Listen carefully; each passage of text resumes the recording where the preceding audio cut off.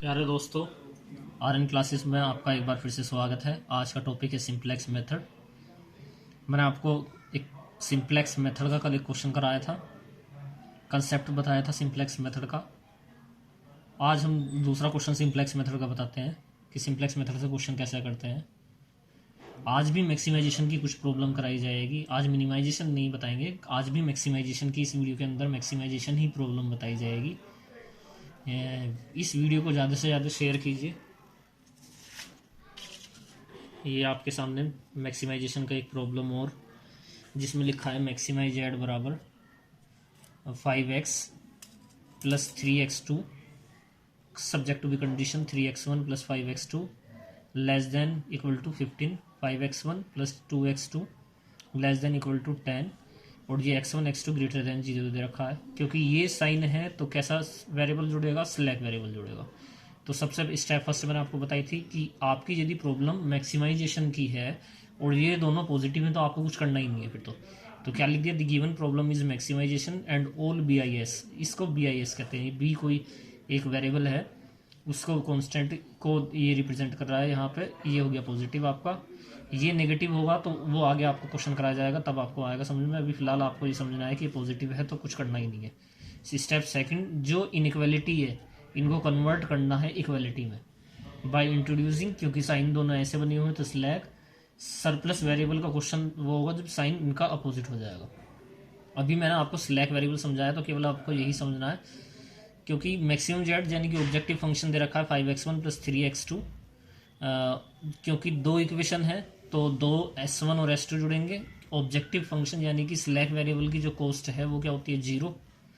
पहली equation 3x1 5x2, पहली equation में क्या जुड़ेगा, s1, दूसरी इक्वेशन में क्या जुड़ेगा, s2। यानी कि पहली इक्वेशन में क्या नहीं जुड़ेगा, s2 नहीं जुड़ेगा, दूसरी इक्वेशन में क्या नहीं जुड़ेगा, s1 नहीं जुड़ेगा। यानी कि इसको क्या लिख दूंगा, 0s2, इसमें क्या लिख दूंगा, 0s1। ये लिखा हुआ 3x1 plus 5x2 plus s1 0s2 is equal to 15, 5x1 plus 2x2 0s1 1s2 is equal to 10। यहाँ पे पहली इक्वेशन में s1 जुड़ा है, दूसरी इक्वेशन में s2 जुड़ा है। इसमें इक्वेशन में क्या नहीं जुड़ा था, s2 नहीं जुड़ा, तो जीरो की इंटू करके कोई फर्क नहीं पड़ता, जीरो ही आएगा, जीरो हो जाएगा। ऐसे इसमें जीरो की इंटू करके ये कर दिया। अब बात आपको ये समझनी है कि इनका जो ऑर्डर है सेम होना चाहिए। यानी कि पहली इक्वेशन में भी x1 पहले है तो दूसरी इक्वेशन में भी x1 पहले ही होना चाहिए। x1 x2 s1 s2, तो यहाँ भी x1 x2 s1 s2 होना चाहिए। आई बात समझ। इसके बाद ये टेबल का फॉर्मेट आपको याद हो गया होगा लगभग, अब तक ये बात तो तुम्हें समझ में आई होगी कि टेबल कैसे बनाते हैं। ये टेबल का फॉर्मेट है। अब यहाँ पे एक्स बी यानी कि वेरिएबल्स कितने हैं आपके, तो कितने हैं ऑब्जेक्टिव फंक्शन में देख के पता चल जाएगा। x1 है, x2 है, s1 है, s2 है, x1 x2 s1 s2। Objective function की जो कॉस्ट है 5 है। यहाँ पे कितनी x1 की 5 है ना, 5 बाई x1 की मल्टीप्लाई में क्या लिखा है 5, तो 5 लिख दिया। x2 की मल्टीप्लाई में क्या लिखा है 3, 3 लिख दिया। s1 की मल्टीप्लाई में क्या लिखा है 0, 0 लिख दिया। s2 की मल्टीप्लाई में क्या लिखा है 0, 0 लिख दिया। ऐसे ही यहाँ जो इक्वेशन में दे रखा है 3 5 1 0। कहने का मतलब कोफिशिएंट लिखना है 5 2 0 1। इसके बाद यूनिट मैट्रिक्स मैंने आपको बताया था, एक ऐसी स्क्वायर मैट्रिक्स जिसके डायगोनल एलिमेंट 1 हो, बाकी सारे एलिमेंट डायगोनल एलिमेंट को छोड़ने के बाद जो भी बाकी एलिमेंट बचते हैं वो होने चाहिए 0। तो यूनिट मैट्रिक्स किसी बन रही है s1 s2 की, तो पहले किस में आ रहा है s1 में आ रहा है तो s1 ले लिया। दूसरा किस में आ रहा है s2 में आ रहा है, s2 ले लिया। इन दोनों के ऊपर देखिए क्या है, कॉस्ट क्या है 0, 0 0 लिख दिया। इसके बाद आपको ये समझना है कि ये क्या है, इसकी 0 की इंटू इससे तो क्या होगा 0, इस 0 की इंटू इससे क्या आएगा 0, और दोनों का सम यानी कि 0 इंटू 15 0 और 0 इंटू 10 0, दोनों का सम क्या आ गया 0, दोनों का सम क्या आ गया 0। अरे बस ना ऐसी 0 इंटू 3 0 और 0 इंटू 15 5 इंटू 0 हो गया ना, दोनों का सम क्या आ गया 0। लेकिन अब यहाँ से माइनस होना है, 5 में से 0 माइनस होगा तो 5 आएगा। ऐसी 0 इंटू 5 0, 0 इंटू 2 0, अब 0 हो गया, दोनों का सम क्या आया 0, 3 माइनस 0 3 हो गया। ऐसी 0 इंटू 1 0, 0 इंटू 0 0, दोनों का सम क्या आया 0, 0 में से 0 गया 0, 0 इंटू 0 0, 0 इंटू 1 0, दोनों का सम क्या आया 0, 0 में से 0 माइनस कर दिया। इस यहाँ पे जो डेल जेड है, ये जो नंबर आए हैं 5 3 0, इनमें देखना है सबसे बड़ा नंबर क्या है। ऑब्वियस सी बात है, आपको समझ में आ रहा होगा ये 5 ही सबसे बड़ा नंबर है। अभी 3 तो है नहीं 5 से बड़ा, ये तो 0, ये तो 5 हो गया। ये कल मैंने आपको बताया था, जो भी बड़ा नंबर होगा उसके साथ चला जाएगा इनकमिंग वेक्टर। बात को दोबारा से समझे, ये 5 3 0 0 लिखा हुआ है, जो भी इनमें बड़ा नंबर होगा, सपोज करो यहाँ 8 लिखा होता तो ये इनकमिंग वेक्टर 8 के साथ जाता। इनकमिंग वेक्टर उसी के साथ जाएगा जो डेल जेड के अंदर सबसे बड़ा नंबर होगा। तो यहाँ पे 5 सबसे बड़ा नंबर है, तो डेल जेड जो इनकमिंग वेक्टर है वो किसके साथ जाएगा, 5 के साथ जाएगा। जैसे ये 5 के साथ गया तो ये एक्स बी अपोन था, कल टेबल देखेंगे ध्यान से तो पता चल जाएगा, एक्स बी अपोन था, तो एक्स बी के अपोन में वो आएगा जिसके साथ इनकमिंग वेक्टर गया है। तो इनकमिंग वेक्टर किसके साथ गया है, इनकमिंग वेक्टर गया है x1 के साथ। x1 में एलिमेंट क्या है, 3 और 5, तो 15 को 3 से डिवाइड कर दो और 10 को कर दो 5 से डिवाइड। तो 15 को 3 से डिवाइड कर दिया तो 5 आया, और 10 को 5 से डिवाइड कर दिया तो 2 आया। इन दोनों में छोटा क्या है, इन दोनों में छोटा देखना है, 5 या 2 ही तो छोटा है। इसमें लिख दीजिए हाँ मिनिमम, और एक एरो का निशान लगा दीजिए। इस जो भी छोटा है, क्या छोटा है, 2 है, 2 के सामने वाली जो रो है उसमें देखिए एक ऐसा वन देखना है जिसके ऊपर वाले यानी कि ऊपर और नीचे वाले सारे एलिमेंट क्या हो 0। अब इसके सामने तो 1 1 यही पड़ता है, अब इसके नीचे तो कुछ लिख नहीं रहा है, ऊपर ही लिख रहा है, बाकी सारे एलिमेंट 0 हैं। तो ये जो है किसके अंदर एलिमेंट है, S2 के अंदर है, तो S2 हो जाएगा आउटगोइंग। बात को समझो, S2 हो जाएगा आउटगोइंग। सबसे बड़े वाला इनकमिंग, जिसके साथ कारण छोटा आया है उसके सामने 1 देखना है, उस 1 के बाकी सारे एलिमेंट 0 होने चाहिए, तो वो क्या हो जाएगा आउटगोइंग वेक्टर, यानी कि ये गेम्स आउट और ये गेम के अंदर।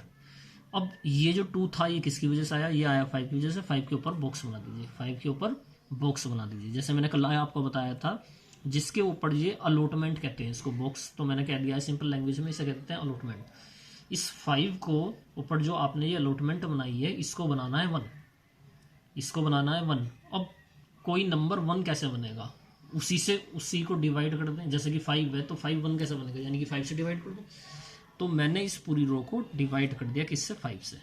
तो 10 2 को डिवाइड करेंगे 5 से तो 2 आ जाएगा, 5 को 5 से करेंगे आ जाएगा 2/5, ये आ गया 0/5 0 आएगा, 1/5 1/5।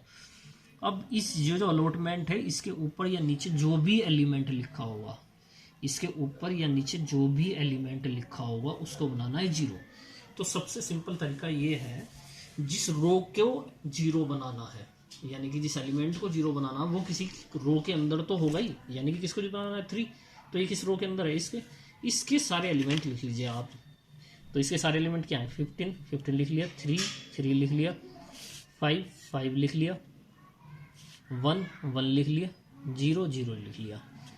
इसका साइन और इसका साइन कैसा है भाई, सेम है, तो माइनस कर दिया सबको, माइनस माइनस माइनस।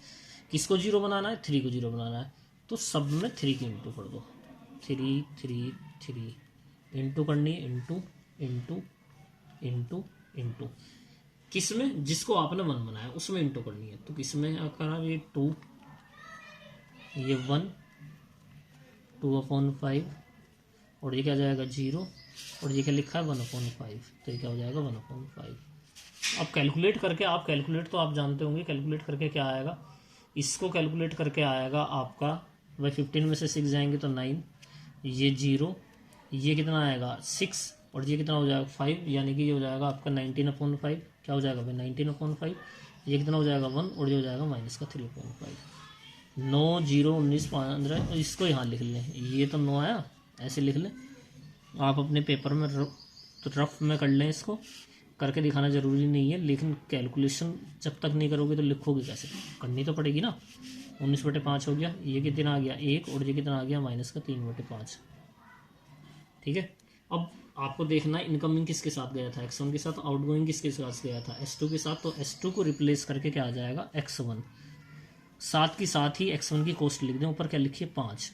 भाई s2 की 0 थी तभी तो 0 लिखा था, अब x1 की क्या है 5, तो 5 लिख दें, क्या लिख दिया 5, और यहाँ क्या आ जाएगा s1 कोई आउट गेम से बाहर हुआ है, यह डेल जेड, ये मैक्सिमम जेड। देखो किसी को समझ में नहीं आया तो दूसरी स्टेप में समझ लें, 0 की इंटू 9 से 0, 5 की इंटू 2 से, तो कितना आ जाएगा 10, दोनों का सम कितना आ गया 10। जीरो के इंटू इससे जीरो ही आएगा, 5 के इंटू इससे 5, दोनों का सम क्या आया 5, 5 को 5 में से माइनस करेंगे तो जीरो, अब 5 कहाँ से आएगा, आया ना, जीरो के इंटू इससे जीरो, और 5 की इससे करूँगा तो 2, और 3 में से 2 गया तो कितना बचेगा, 3 में से 2 गया है तो कितना बचेगा, 1 बचेगा। जीरो के इंटू इससे जीरो, और जीरो के इंटू इससे जीरो, और 5 के इंटू जीरो, तो ये कितना बन गया जीरो, और जीरो में से जीरो माइनस हो गया जीरो, इसकी इंटू इससे तो जीरो, और इसकी इंटू इससे तो 1, और जीरो में से 1 गया तो माइनस का 1। इनकी इंटू इससे करेंगे, देखो इसकी इंटू इससे, इसकी इंटू इससे, और इन दोनों का जो सम आएगा ऊपर जो नंबर लिखा होगा उसमें से माइनस करना, इसकी इंटू इससे, इसकी इंटू इससे, दोनों का सम माइनस दिस, इसकी इंटू इससे, इसकी इंटू इससे, दोनों का सम, और माइनस किस में से करना, इसमें से। अरे बस अब इसमें देखना सबसे बड़ा नंबर क्या है। क्वेश्चन तब तक चलेगा जब तक कि सारे नंबर ये जो डेल जेड के अंदर है जीरो या माइनस में ना जाए। ये क्वेश्चन कंप्लीट हो जाता है सपोज कीजिए माइनस में आ जाता तो, लेकिन ऐसा तो है नहीं, तो क्वेश्चन आगे चलेगा। तो सबसे बड़ा नंबर क्या है, अभी ये 1 ही है, तो इस 1 के साथ क्या चला गया, इनकमिंग वेक्टर। तो यहाँ एक्स भी लिखा होगा, एक्स भी अपॉन इनकमिंग वेक्टर किसके साथ गया है, किसके साथ गया भाई, x2 के साथ गया, तो x2 लिख दें, x2 के साथ इनकमिंग वेक्टर गया। अब x2 से डिवाइड करेंगे तो ये क्या हो जाएगा, 9/19/5, यानी कि आप इससे डिवाइड करेंगे तो ये बैठ जाएगा 45/19। समझे कैसे डिवाइड हुआ, भाई 9/19/5 है, तो ये तो आपने पढ़ा होगा ना, इसकी इंटू यहाँ तो ये कितना हो जाएगा 45/19, और 45/19 का मतलब क्या हो गया, 19 दूनी 38, 2 पॉइंट कुछ आएगा वो देखेंगे, ऐसे 2/2/5, भाई ये क्या आएगा 2/2/5, तो ये चला जाएगा 2 × 5/2, यानी कि क्या आएगा 5, क्या आ गया 5, यहाँ क्या आ गया 5, छोटा क्या है भाई, ये छोटा क्या है 45/5, किसकी वजह से आया, इसकी वजह से आया, जो छोटा जाएगा उसी पे ही जाना है। छोटा क्या है 19/5, क्या है 19/5, ये वाला छोटा है ना, तो 19/5 छोटा वाला। अब ये छोटा इसके साथ आया, अब इसके सामने जो छोटा है ऊपर वाला छोटा है ना 45/19 ही तो छोटा होगा भाई, 5 है ये 5 तो छोटा होने वाला नहीं है, क्योंकि 45/19 का कुछ 2 पॉइंट कुछ करके आएगा, तो 5 और 2 में तो काफ़ी डिफरेंस है, आगे करने की जरूरत नहीं है। तो इसके सामने एक ऐसा वन ढूंढिए जिसके बाकी सारे एलिमेंट जीरो हों, तो ये रहा वन, इसके बाकी सारे एलिमेंट क्या है जीरो, तो ये हो गया आपका आउट गोइंग वैक्टर, ये क्या हो गया आउट गोइंग वैक्टर, ये क्या हो गया आउट गोइंग वैक्टर। यानी कि अब क्वेश्चन में से S1 तो बाहर हट जाएगा, S1 तो हट जाएगा, S1 कहाँ चला जाएगा, बाहर चला जाएगा, और उसको रिप्लेस करके क्या जाएगा x2 आ जाएगा। तो x2 आ गया, ये x2 की कॉस्ट क्या लिखी है ऊपर 3, और x1 की क्या लिखी है भैया, x1 की क्या लिखी है, x1 की लिखी है 5, वो तो पहले से ही है, या डेल जेड बना लें आप। अब आप कहेंगे जी इसको कैसे लिखें, देखो जिसके ऊपर बॉक्स बना हुआ है इसे बनाना है 1। अब 1 कैसे बने, किसी नंबर को 1 बनाना है, मैंने भी बताया था 10 को 1 बनाना है तो 10 से ही डिवाइड करेंगे ना, तो इसको 19/5 है तो 19/5 से भाग कर दो। अब थोड़ा सा डिवीजन का रूल जो है थोड़ा सा प्रॉब्लम करता है, तो आपको क्या करना है, इसके उल्टे, इससे उल्टे से डिवाइड ना करके मल्टीप्लाई कर दो। 19/5 लिखा है ना, तो 5/19 से यदि मैं मल्टीप्लाई कर दूँ तो 1 बन जाएगा, तो 5/19 से मल्टीप्लाई करना इसे, तो ये कितना बन जाएगा 45/19। 5/19 से मल्टीप्लीकेशन कर रहा हूँ मैं, आपके पास दो चॉइस है, या तो इसे 19/5 से डिवाइड कर दें इस पूरी रो को, क्योंकि 1 बनाना है ना, जिसको 1 बनाना होता है उसी से डिवाइड करना पड़ेगा। किस को 1 बनाना है, 19/5 को, जिसके ऊपर बॉक्स बनेगा उसे 1 बनाना है, 19/5 को 1 बनाना है, तो इसी नंबर से इसको डिवाइड कर दो, या फिर क्योंकि ये थोड़ा सा फ्रैक्शन में लिखा हुआ है तो इससे मल्टीप्लाई कर देता हूँ, इससे उल्टे, तो 5/19 से मल्टीप्लाई कर दिया, तो ये क्या बन जाएगा 0, ये क्या बन जाएगा 1, और ये क्या बन जाएगा जी 5/19 बन जाएगा, और ये क्या बनेगा, ये बन जाएगा आपका 3/19, क्या बन जाएगा 3/19, क्योंकि 5 से तो 5 कट जाएगा ना। अब इसको बनाना है 0, अब 0 वाला कंसेप्ट थोड़ा कैलकुलेशन पड़ती है, तो क्या करें, किसको बनाना है भाई 0, इस वाली रो को, 2/5 वाले को बनाना है ना 0, 2/5 को बनाना है 0, तो इस रो को अलग से एक पेज पर लिख लें। क्या लिखा हुआ था, पहला एलिमेंट 2, फिर क्या लिखा है 1, फिर क्या लिखा है 2/5, फिर क्या लिखा है 0, फिर क्या लिखा है 1/5, एक बार चेक कर लो 2, 1/2/5 0 1/5, ठीक है ना। इसका साइन कैसा है, सेम, माइनस कर दो, माइनस कर दिया। किसको बनाना है 0, किसको बनाना है 0, 2/5 को 2/5 लिख दो यहाँ, 2/5 लिख दिया यहाँ, 2/5 लिख। जिसको 0 बनाना है, यानी कि बॉक्स के ऊपर नीचे जो भी नंबर होंगे जिन्हें 0 बनाना होगा, उससे उसकी इंटू करनी है। किसमें इंटू करनी है, जिसको आपने पहले से ही 1 बना दिया है। किसको बनाया 1, इस वाली रो को, तो इसमें इंटू कर दो। तो ये कितना हो गया, 45/19, 0 1, कुछ याद रखें एलिमेंट, 0 1 और 5/19, 5/19 और माइनस का 3/19, 3/19। अब जैसे कि इसे कैलकुलेट करने लगे तो ये कितना हो जाएगा, 2 और 90, और 90 करने के बाद यदि आप 90 ना करना चाहो तो इसको ऐसा काट दें, कितना हो जाएगा 9, तो ये आ गया 18, 18/19 और 38/19, यानी कि ये कैलकुलेट करके आ जाएगा आपका 20/19। भाई 19 दूनी 38 और 38 में 18 गए तो 20 बचेगा ना। ये कितना बचेगा 1, ये कितना बचेगा 0, ये कितना बचेगा माइनस का 2/19, ये तो कट गया ना इससे।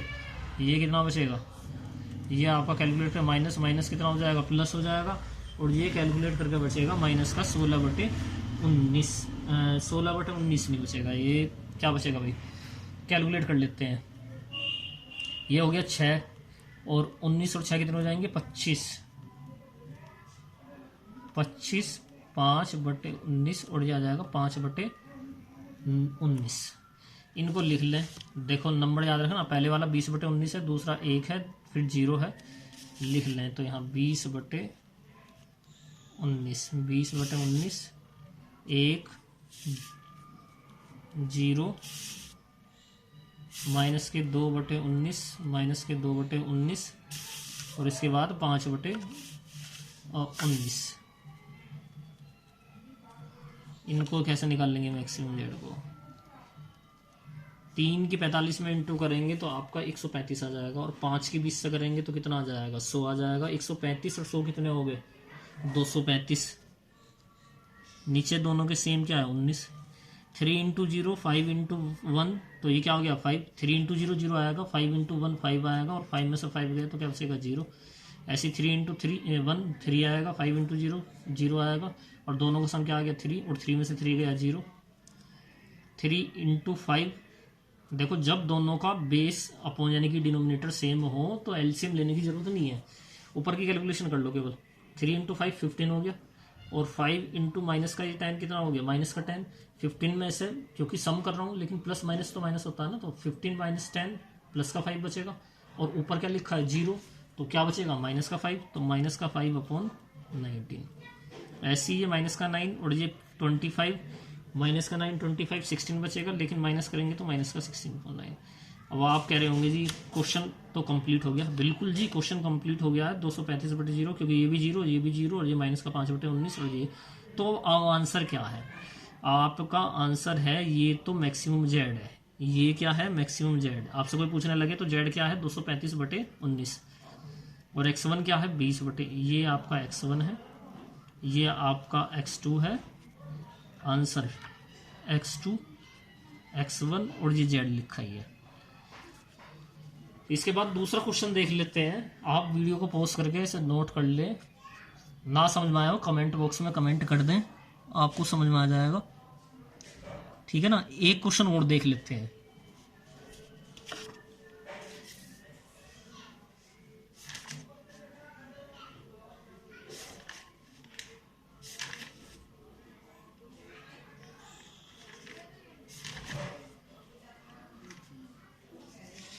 एक क्वेश्चन और देख लेते हैं आपका, ये लिखा तीसरा क्वेश्चन,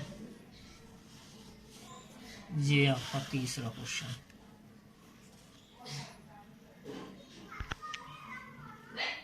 तीसरा क्वेश्चन लिखा हुआ है, ये लिखा हुआ है मैक्सिमम जेड बराबर 4x1 plus 10x2 2x1 x2 50 और 2x1 प्लस 5x2 100 दिया हुआ है। 2x1 जहाँ कोई नंबर लिखा नहीं है वो बाई फॉल्ट मेरे से लिखा गया था। 2x1 plus 3x2 90। इसके बाद ही जो है आपका ये लिखा हुआ 90। क्योंकि गिवन प्रॉब्लम कैसी है, मैक्सिमाइजेशन प्रॉब्लम है। क्वेश्चन करते हैं स्टार्ट। सबसे ले क्या लिखेंगे, स्टेप फर्स्ट क्या लिखेंगे, the given problem is maximisation problem. कैसी, मैक्सिमाइजेशन की प्रॉब्लम है। ये तो वो आपको एक दो क्वेश्चन करेंगे तो खुद ही याद हो जाएगा। All B I's are positive, ये सभी क्या है, पॉजिटिव है। क्या है भाई, पॉजिटिव है। Step second, converting inequality into equality. ये इनइक्वालिटी है, इसको कन्वर्ट कर रहे हैं इक्वालिटी में बाय इंट्रोड्यूसिंग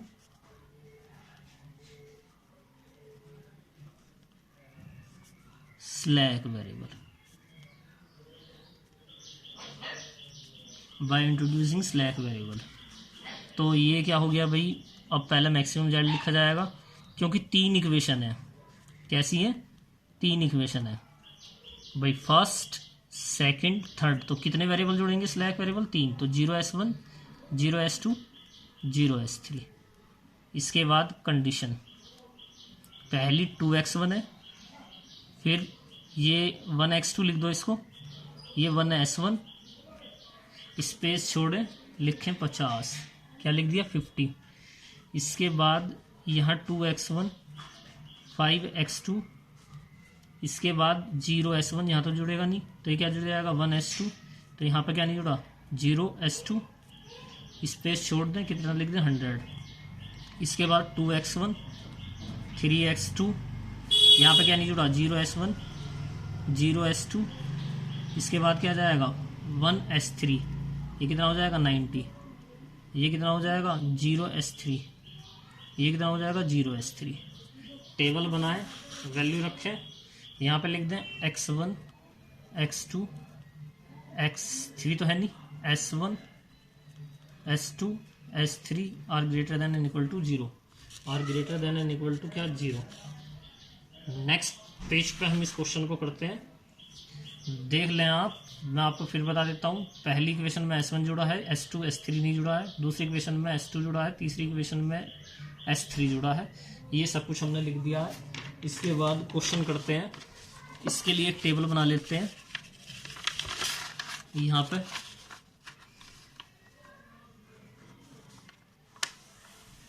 चलो पहले टेबल बना लेते हैं फिर वैल्यू रखते हैं। टेबल का फॉर्मेट तो लगभग अब सभी बच्चों को याद हो गया होगा।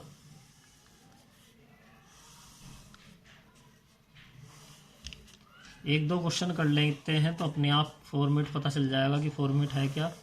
जैसे कि आपको यहाँ याद हो गया होगा, ये तो एक्स बी है, ये सी जे है, ये बी वी है, ये सी बी है। और क्योंकि अब की बार तीन इक्वेशन है, इस चीज़ का ध्यान रखें, तो थोड़ा टेबल लेंथ ही जाएगा। तो कितने वेरिएबल थे, x1 था, x1 है ना, x2 है, ये x2 आएगा, x1 x2 है, और ये कितना हो जाएगा जी s1 आ जाएगा, ये s2 आ जाएगा, ये s3। s1 s2 की कॉस्ट क्या है 0, इसकी क्या है 4 और 10 है, क्या है 4 और 10 है, 4 और 10। इसके बाद x1 बताइए क्या लिखे, यहाँ पे क्या लिखा है 2, 2 लिख दें, यहाँ क्या लिखा है 1, 1 लिख दिया, यहाँ 1 0 0, ये 2 5। इसके बाद क्या है भाई देखो 0 1 0, यहाँ क्या लिखा है 2 3 0 0 1। यूनिट मैट्रिक्स इसके साथ गई है s1 s2 s3 के साथ। भाई ये यूनिट मैट्रिक्स है, डायगोनल एलिमेंट 1 है, बाकी सारे एलिमेंट 0 हैं।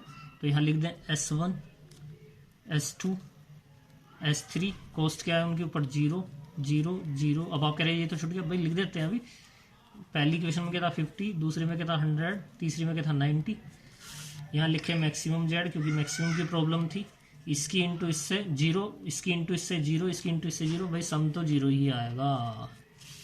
इसकी इंटू इससे 0, इसकी इंटू इससे 0 0, तो ये कितना हो जाएगा 0, और 4 में से 0 गया तो 4 आ गया।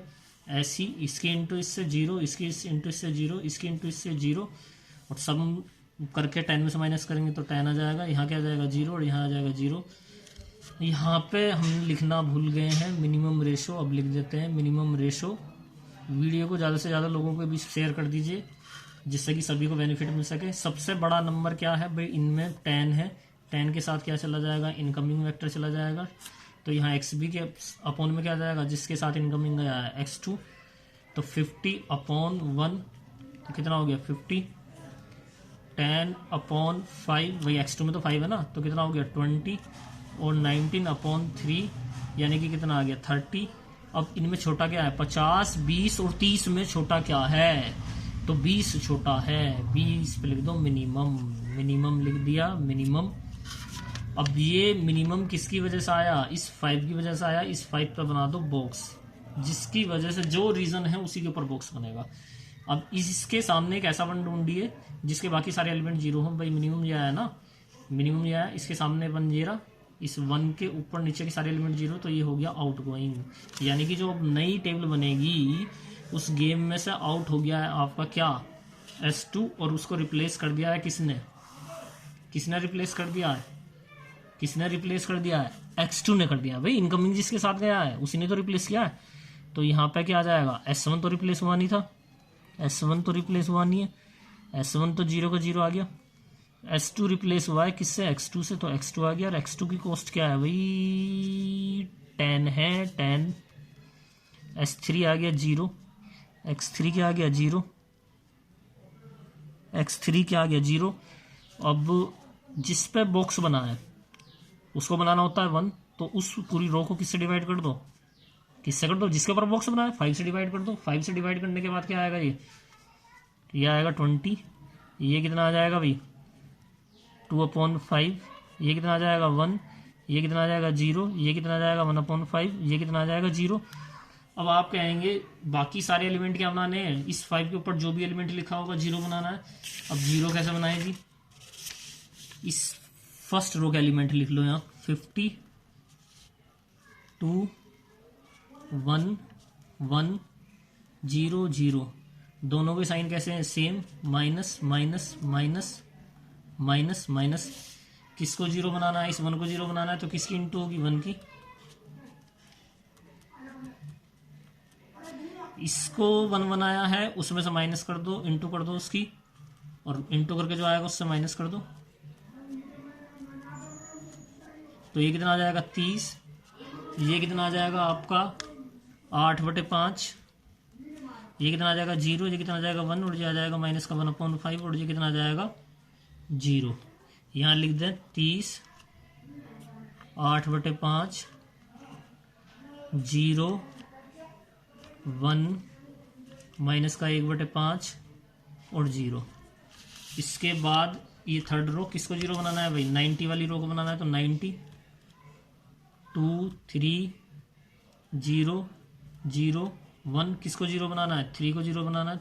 3 into 3 into 3 into 3 into 3 into 3 into, किसमें इंटू करो, जिसको आपने पहले 1 बना दिया है 20। इसके बाद देख लो 1 आएगा 20, 2/5, 1, 0। ये वाली रो 1/5 और 0, तो ये कितना आ जाएगा, ये आ जाएगा 60। 90 में से 60 जाएंगे 30 बचेंगे। ये आ जाएगा 4/5। ये कितना आ जाएगा 0। ये कितना आ जाएगा 0 भाई, ये माइनस का 3/5, और ये कितना आ जाएगा 1। याद कर लें या कैलकुलेट कर लें। 30, 4/5, एक रफली पेज पे कर लेंगे, वहाँ से देख देख के लिख लीजिए भाई। 30, 40, 4/5, 0, 0, माइनस के 3/5 और 1। इसके बाद यहाँ लिखेंगे मैक्सिमम जेड। इसकी इंटू इससे 0 आएगा, इसकी इंटू इससे 200 आएगा, और इसकी इंटू इससे 0 आएगा, तो कितना हो जाएगा इसका सम 200 डेल जेड। इसकी इंटू इससे 0, इसकी इंटू इससे 0, तो कोई फायदा ही नहीं है, तो इसकी इंटू इससे करेंगे तो क्या आएगा 20/5, यानी कि 4, और 4 में से 4 गया तो 0। ऐसे ये क्या बन जाएगा 0, ये 0, ये क्या बन जाएगा माइनस का 2, ऊपर में से माइनस करेंगे, और ये क्या बन जाएगा 0।